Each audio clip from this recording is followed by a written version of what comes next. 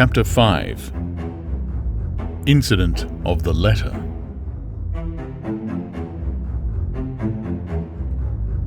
It was late in the afternoon when Mr. Utterson found his way to Dr. Jekyll's door, where he was at once admitted by Poole and carried down by the kitchen officers and across a yard, which had once been a garden, to the building which was indefinitely known as the laboratory or dissecting rooms.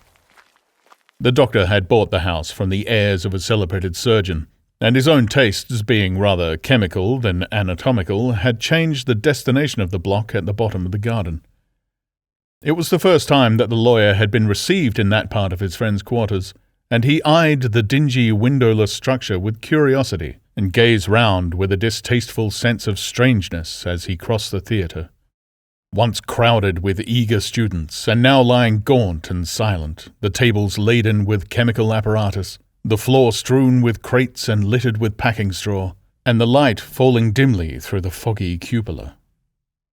At the furthest end, the flight of stairs mounted to a door covered with red baize, and through this, Mr. Utterson was at last received into the doctor's cabinet.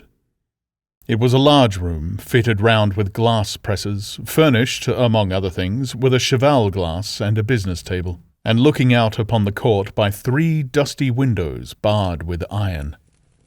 The fire burned in the grate. A lamp was set lighted on the chimney shelf, for even in the houses the fog began to lie thickly.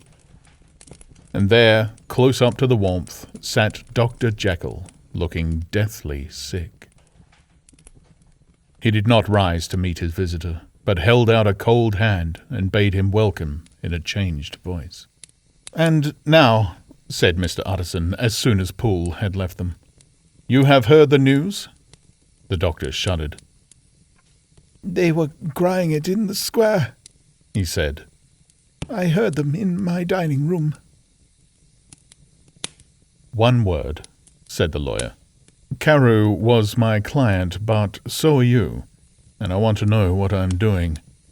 You have not been mad enough to hide this fellow?" "Utterson, I swear to God," cried the doctor. "I swear to God I will never set eyes on him again.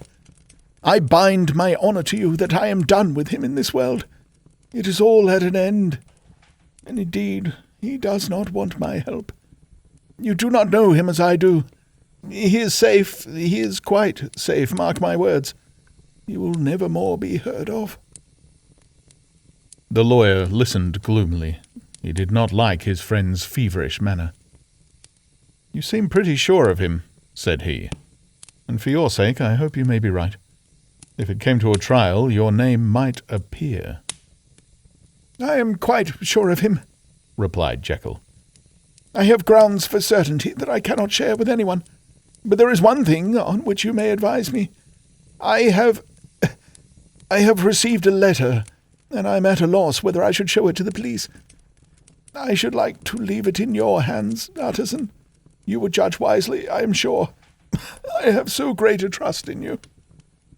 "You fear, I suppose, that it might lead to his detection?" asked the lawyer. "No," said the other. "I cannot say I care what becomes of Hyde.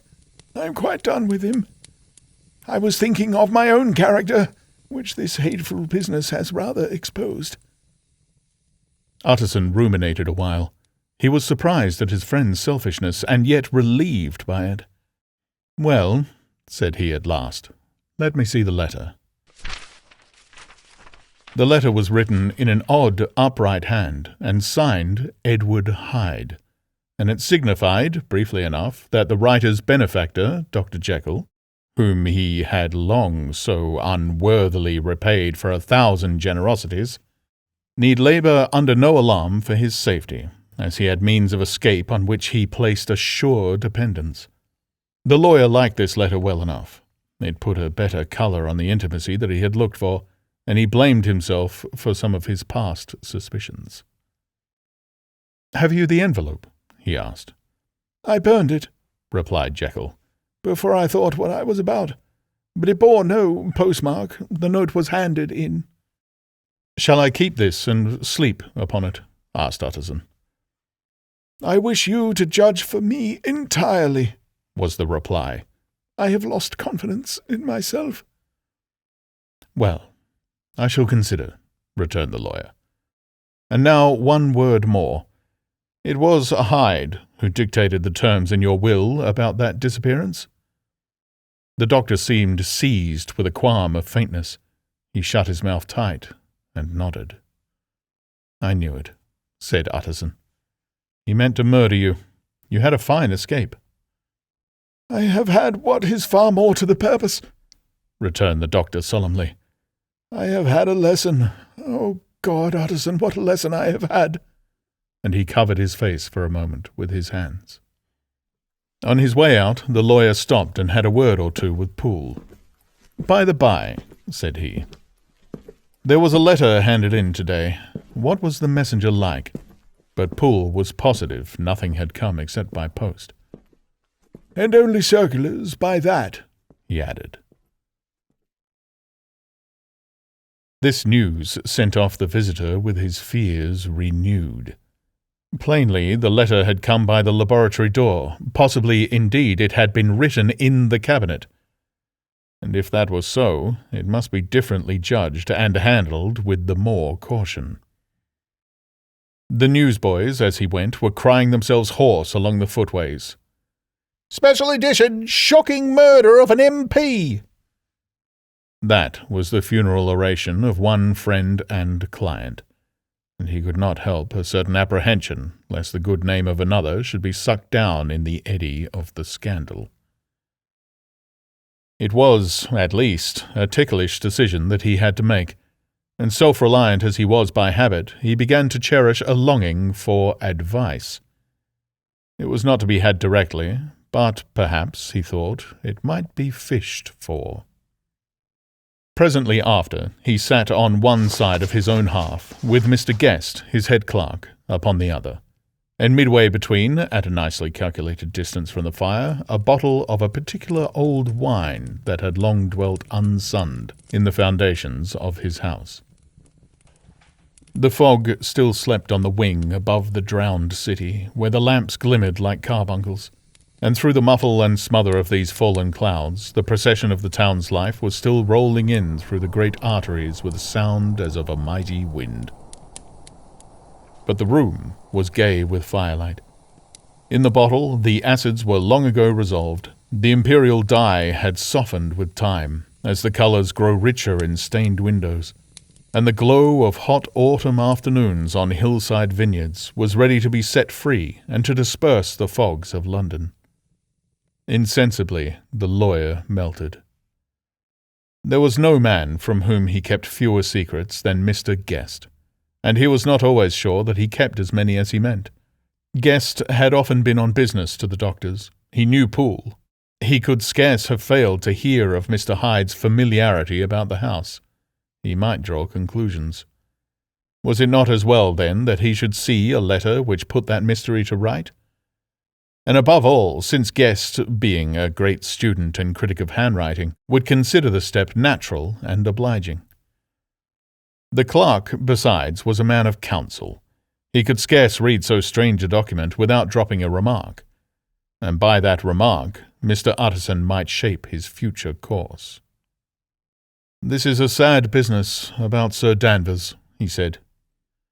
"Yes, sir, indeed. It has elicited a great deal of public feeling," returned Guest. "The man, of course, was mad." "I should like to hear your views on that," replied Utterson. "I have a document here in his handwriting. It is between ourselves, for I scarce know what to do about it. It is an ugly business at best, but there it is, quite in your way, a murderer's autograph." Guest's eyes brightened, and he sat down at once and studied it with passion. "No, sir," he said. "Not mad, but it is an odd hand." "And by all accounts a very odd writer," added the lawyer. Just then the servant entered with a note. "Is that from Dr. Jekyll, sir?" inquired the clerk. "I thought I knew the writing. Anything private, Mr. Utterson?" "Only an invitation to dinner. Why, do you want to see it?" "One moment, I thank you, sir." And the clerk laid the 2 sheets of paper alongside, and sedulously compared their contents. "Thank you, sir," he said at last, returning both. "It is a very interesting autograph." There was a pause, during which Mr. Utterson struggled with himself. "Why did you compare them, Guest?" he inquired suddenly. "Well, sir," returned the clerk, "there's a rather singular resemblance. The two hands are in many points identical, only differently sloped." Rather quaint," said Utterson. "It is, as you say, rather quaint," returned Guest. "I wouldn't speak of this note, you know," said the master. "No, sir," said the clerk. "I understand." But no sooner was Mr. Utterson alone that night than he locked the note into his safe, where it reposed from that time forward. "What?" he thought. "Henry Jekyll forged for a murderer?" And his blood ran cold in his veins.